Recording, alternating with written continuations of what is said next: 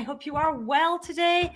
Thank you for joining me. It is Training Tuesday time, of course, slightly later than our usual slot. So thank you for tuning in with me on this slightly later time today for Training Tuesday. So today's topic is value-based pricing. I am speaking about pricing in business and doing it on a value basis, which is something that I am a massive, massive fan of. So I have a few notes to consult today as we go through, so I make sure that I do not miss anything and that I am able to, fill you in on everything that I want to fill you in on. For those of you that are new to me, thank you so much for tuning in. Welcome, welcome, welcome. My name is Annette Ferguson. I am CEO of Annette & Co, a UK-based accounting firm. I am a chartered accountant, certified profit first professional, and small business growth strategist. And fundamentally, we help business owners take home more money from their business for them and their families to enjoy. We do that through a mixture of profitability, tax, and accounting strategy. And today we are speaking about pricing and specifically about value-based pricing. So I'm going to speak about what value-based pricing is, the advantages and disadvantages of it, implementing value-based pricing in your business, and who value-based pricing is actually not really suitable for. So first of all, value-based pricing is a pricing strategy based on the perceived value of a product or service to the customer or client. So instead of focusing on the costs and building up your pricing that way, or looking at competitor pricing and pegging your pricing off your competition, value-based pricing aims to understand and align with your customer or client's willingness to pay. That means that the pricing you charge reflects the value that your customer or client perceives in your offering. And that is why we are a fan of value-based pricing here, because it prices based on what you are delivering. And for me, that's an incredibly strong thing to do. So there are several advantages to value-based pricing. First of all, it can often give you higher profit margins because you're pricing according to, as we said, perceived value. And that means you can potentially charge more for your products and services. Secondly, is customer satisfaction. Customers are likely to be more satisfied if they feel like they are getting value for the money that they are spending.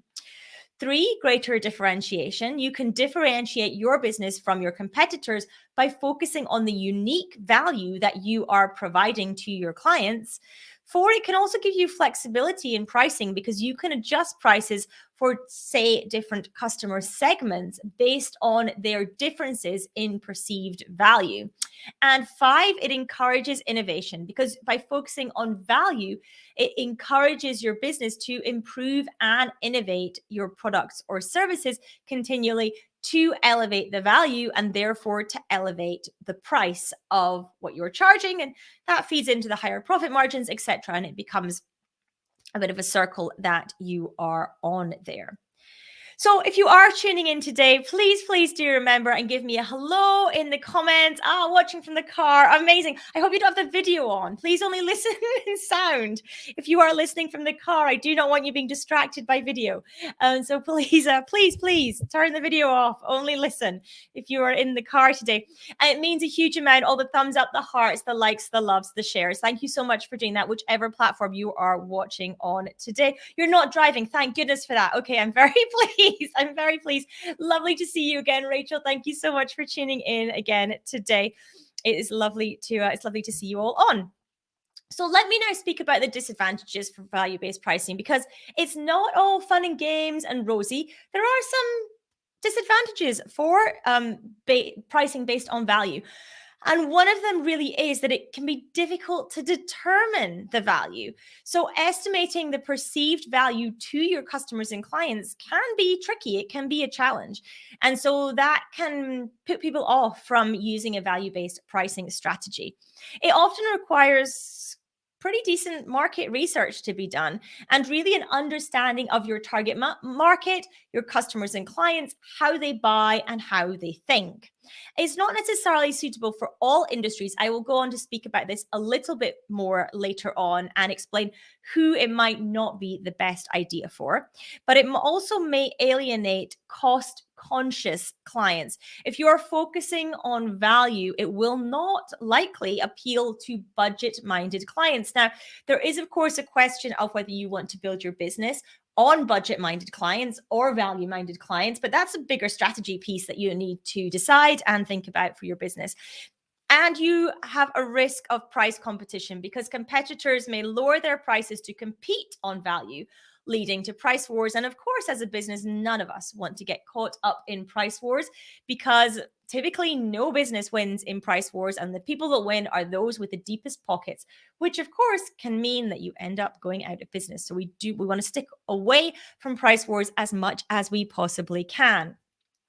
But let's say that you think that value-based pricing might be a good idea for your business to sell to your customers and clients based on the value that they are getting from you rather than the costs. Now, I'm going to take a little aside before I say this, because what I want to speak about briefly is if you are doing competitor pricing just now, if you're looking at your competition and you are pricing based on what everyone else in the market prices, please just remember that you have no idea what their costs are.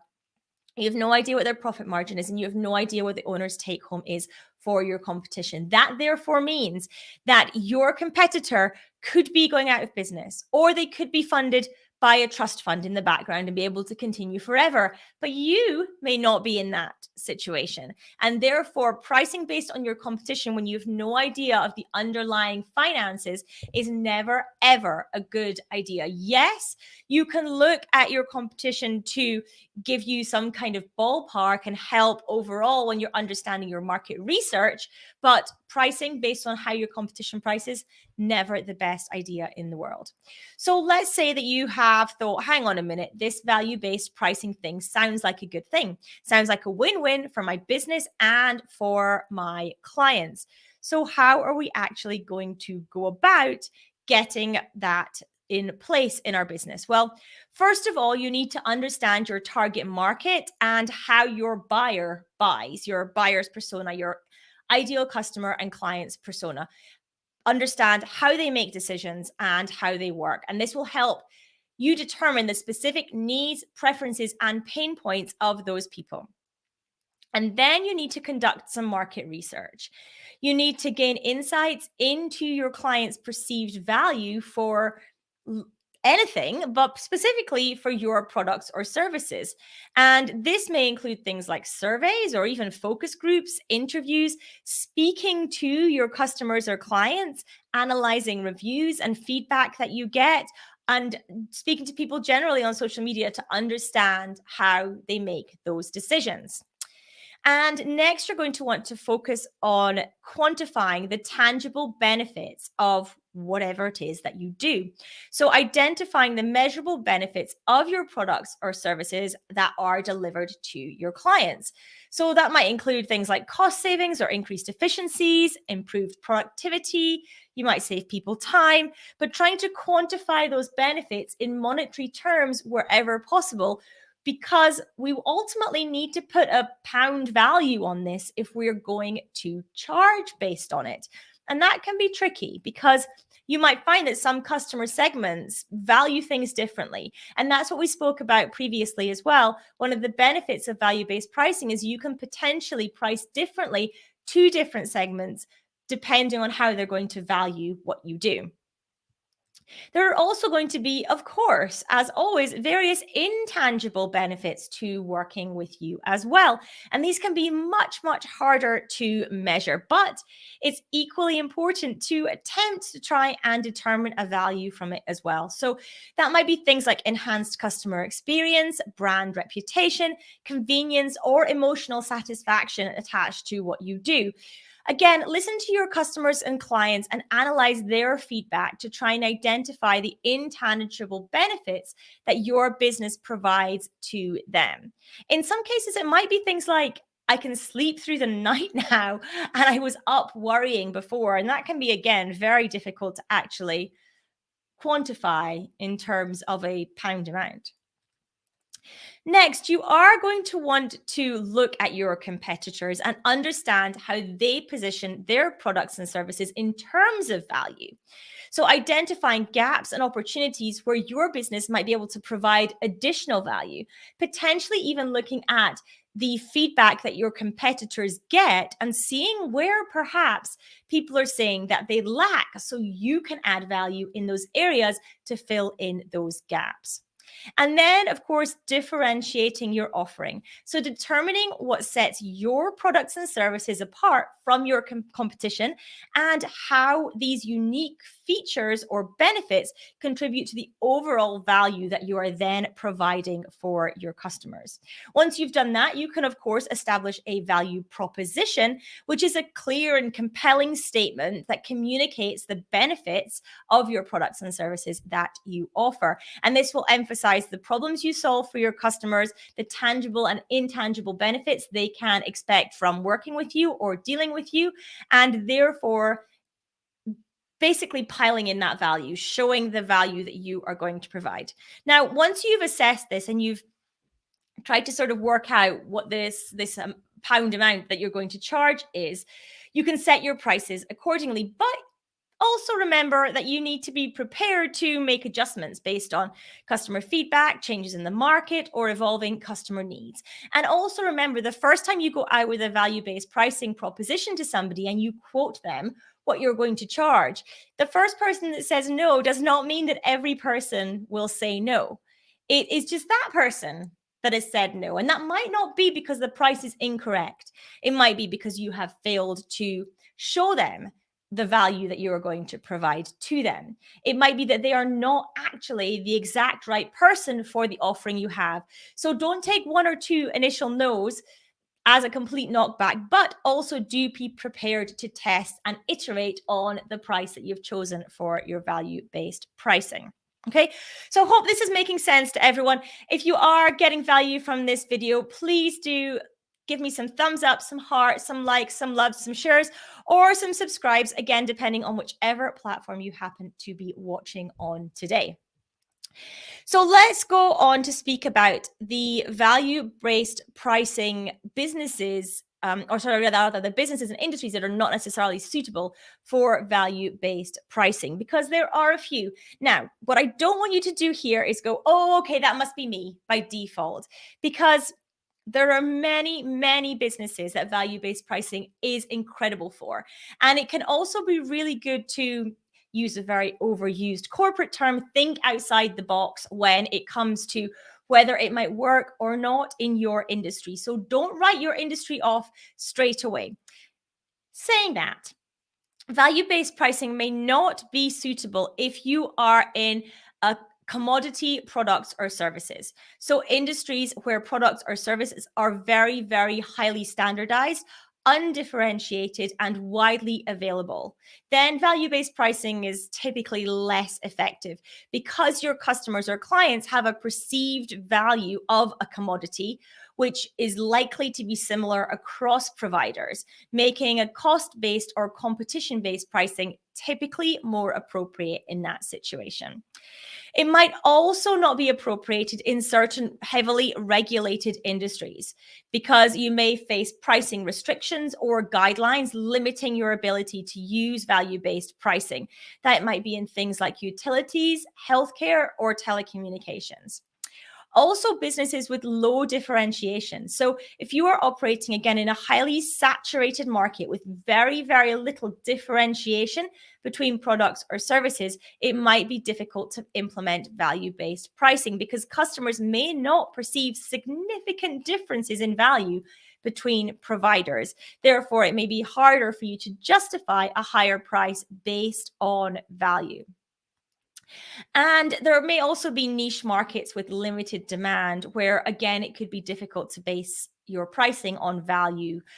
Businesses catering in niche markets with limited demand might struggle if the target customer segment is too small or perhaps too specific, because it might be challenging to assess the perceived value accurately. That doesn't mean you can't try, though. In that situation, I would probably personally test it and see what happens. So I'm going to give you an exercise now to do that. If you are thinking about value-based pricing, if you're thinking of switching to a value-based pricing model, this exercise might come in handy. So what I highly recommend that you do is start with one of your offerings. This exercise particularly works well if you've got a service-based business. So start with one of the offerings that you have and write down every single thing that you provide at price level 1, whatever that might be, for that service. Every single thing that you provide for your customer or client, it might be things that you don't even tell them about that you actually do in the background that are necessary to deliver it and are part of actually providing the service. Write it all down, write your price at the top, and get all the value written down. And then I want you to think that there has been some piece of law that has come in that says you have to double your prices. It's legally binding. You have to double your prices. There is no wiggle room here. You have to do it. In the next column, write down, if you were forced to double your prices, what value would you layer in there? What additional value would you layer in if you're going to have to double your prices? And let's say that another law came in and said you had to double that price. So now you've got a doubled price, essentially a quadrupled price. And what would you deliver for that? If you had to, if you were absolutely forced to deliver on your doubled price, what value would you provide? Write it all down, write down everything you would do. Now, when you're doing this, you don't want to layer in things that have too much additional cost that completely erode increased profit margins that you would get. So bear that in mind as you're doing this, but write down everything you would add in. And then I want you to think, is there any way that I can charge the doubled price, yet I can deliver the quadrupled value? Now, there might be some way that you can't, and you might have to strip a few things out in order to actually make it work, when you look at the cost basis. But if there's any way that you can deliver even close to the quadruple value for the doubled price, then you've got an incredible win-win situation for your customers and clients, and you've got an incredible value-based pricing model then in your business. So give that exercise a go. It can be quite eye-opening when you start writing everything down, and it can also help you when it comes to showing the value that you give to your customers and clients in sales calls with prospects on your website or on your social media posts. So I hope that today's session has been useful. Thank you so much for joining me for Training Tuesday again. I am actually going to be off next week. So Training Tuesday is paused for a week. I am away next week. So I actually won't be around for Training Tuesday next week, but we may actually just I'll pop out one of my videos or something, like an old video, so that you guys can still benefit.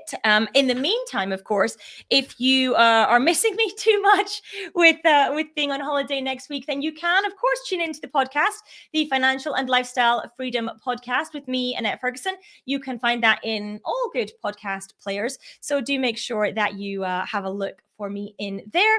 Wherever you're watching and listening, I very much appreciate it. Please do remember, like, follow, subscribe, all those good things, whichever platform you happen to be watching on today. I very much appreciate it. Rachel, you are more than welcome. Absolutely no problems at all. And I will see you all on Thursday. My session on Thursday, of course, is our UK business and economy update. So again, it will be at 2:00 on Thursday that I will be speaking to you then. So slightly later than our normal time, but I will see everyone then. Thanks for tuning in. As always, if you have any questions, do reach out to me. I'm happy to answer those, and I will speak to you all really soon. Take care, everyone.